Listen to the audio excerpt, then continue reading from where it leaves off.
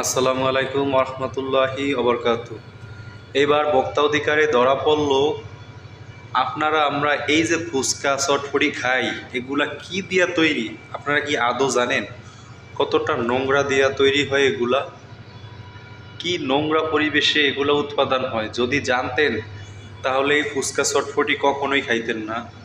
ভোক্তা অধিকার এই অফিসার ধরার পরে দেখেন কি অবস্থা হইল। এদেরকে একবার ওয়ার্নিং দেওয়া হয়েছে, ওয়ার্নিং দেওয়ার পরে আবারও তারা এই ফ্যাক্টরি খুলছে। দেখেন কি উৎপাদন হয় এই ফুচকা এবং চটপটিতে বা হালিমে। এই উৎপাদনগুলো দেখার পরে আপনার খাওয়ার রুচি হয়তো অবশ্যই চলে যাবে।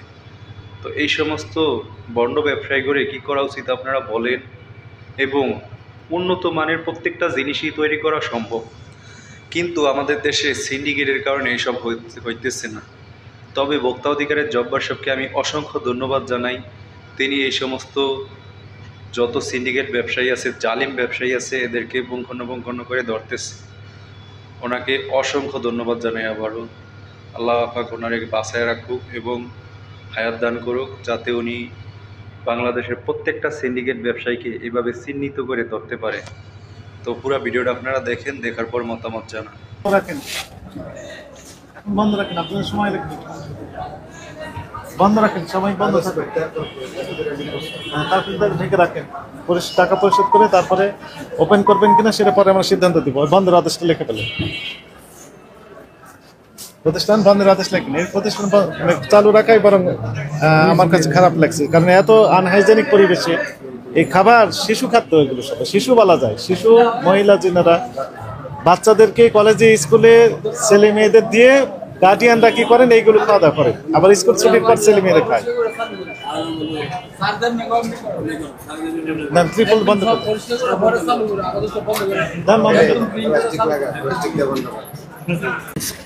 আপনাকে আরো 5,000 করা হলো, 25,000 করা হলো। 20,000 টাকা বলছিল, 20,000 বলা হয়েছিল। আবার বলেন, কথা বলেন।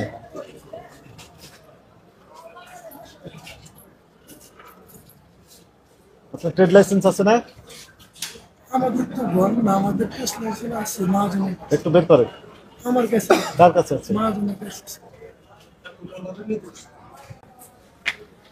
ব্যবসা করতে পারবেন না। জরিমানা দিচ্ছেন না? জি দিচ্ছি স্যার। তাড়াতাড়ি করুন। বলছিল 10,000 টাকা স্যার, আমি 10,000 টাকা আমি দিয়েছিলাম। জরিমানা দিতে করছেন না? হ্যাঁ, 25,000 করে হবে। ওই যে জরিমানা প্রতিষ্ঠান বন্ধের সাথে ফাইলটা কই? ফাইলটা নিয়ে আসো। লেবার কই? লেবার লোকজন কই? হুইলাক দিয়ে বসাই আপনি ইয়ে করেন, তেরপাল আছে না? আর দোকান নাম্বার আছে? কত নম্বর দোকান? এই নাম এটা, নাম এটা এটাই স্যার দেন না। ভারতের নাম। হ্যাঁ, এটা তো সাময়িক বন্ধ থাকুক, ইয়ে করেন, তেরপাল দিয়ে সব মালামাল ঢেকে রাখা। ঠিক আছে, এটা আপনি প্রতিষ্ঠান বন্ধটা আদেশ দিয়ে দেন, আদেশ দিয়ে দেন। আপনার ওই যে শুনানির তারিখ দিয়ে দেন, ওখানে যত তারিখে অফিসে এসে ব্যাখ্যা দিবেন। না না, আমাকে বলেন দিনে সবসময় 24 ঘন্টা ওপেন থাকে, এগুলা ওপেন থাকে কিনা আমাকে বলেন। মানে এগুলা, হ্যাঁ এগুলো তো বস্তার ভিতরেই থাকে সব। এই যে এগুলা কি বলবো, এগুলো তো প্যাকেট করা থাকে। এগুলো উপরে কিছু দেন। ওই দোকান মাঝে মধ্যে তো বন্ধ হয়, ছোট ছোট। আচ্ছা, আমি সোজা কথা, আপনি প্রতিদিন দোকান বন্ধ করে দেন না? জি, বন্ধ করেন না দোকান? আমাদের দোকান, হ্যাঁ, দোকান বন্ধ হয় না। 24 ঘন্টায় চলে? আর তো বন্ধ করার সিস্টেম নেই। হ্যাঁ, 24 ঘন্টায় চলে। জি, 24 ঘন্টা বেচা বিক্রি বলে? আপনি 24 ঘন্টা বেচা বিক্রি করেন? আরেকজন আছে, সে ঘুমাইতেছে। 24 ঘন্টা বেচা বিক্রি চলে? মানে দোকান বন্ধ করার সিস্টেম নেই, তো সেখানে রাত দিন বেশি পেঁচাচ্ছে, সমস্যা আছে, এটা দণ্ড বেশি হবে। আপনি গোছান, ওই যে তেরপাল দিয়ে ডাকেন, ওই পাল্লা নিচে নামান। ও সবই বুঝতেছে।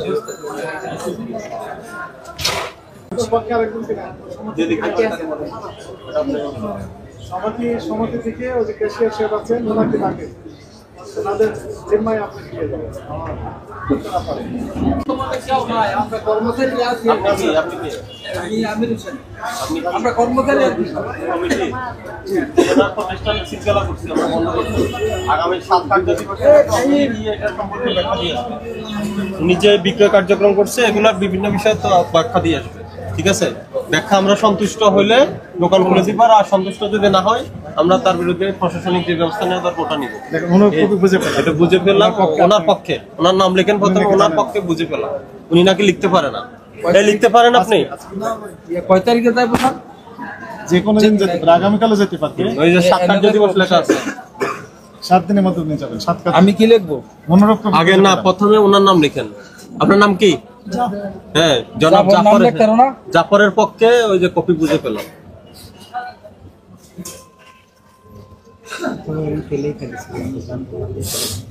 আপনি না লিখছে? হ্যাঁ, আপনি তো লিখলেন না প্রসিকিউশন ফর্ম? কাছে আসেন, এদিকে কাছে আসেন, আসেন। এদিকে। নাম লিখতে পারি আপনার কাছে আসেন। আপনার নাম লিখলে হবে, আর কিছু লিখতে হবে না।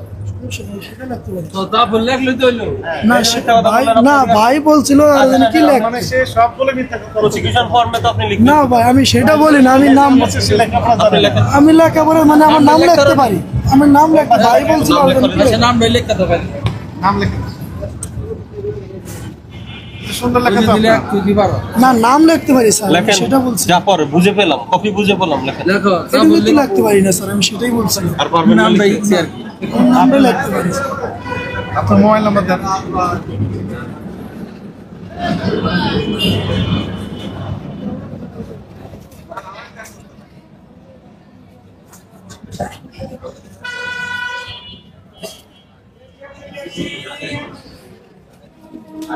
নাম লেখেন।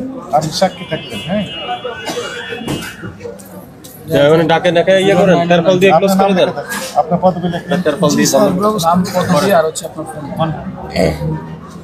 কথা বুঝতে প্রথমে সই করেছে, পরবর্তী লেখাপড়া কিছু জানে না, অভিনয় করলো।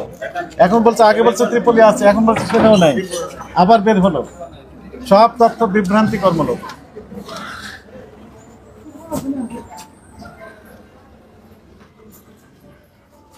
ক্রয় বিক্রয় সকল প্রকার কার্যক্রম জনস্বার্থে পরবর্তী নির্দেশ না হতে অপদিন বন্ধ রাখার নোটিশ দেওয়া হবে।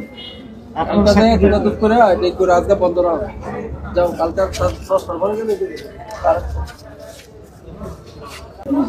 করলে কিন্তু ওনার ওই যে মামলা হয়ে যাবে।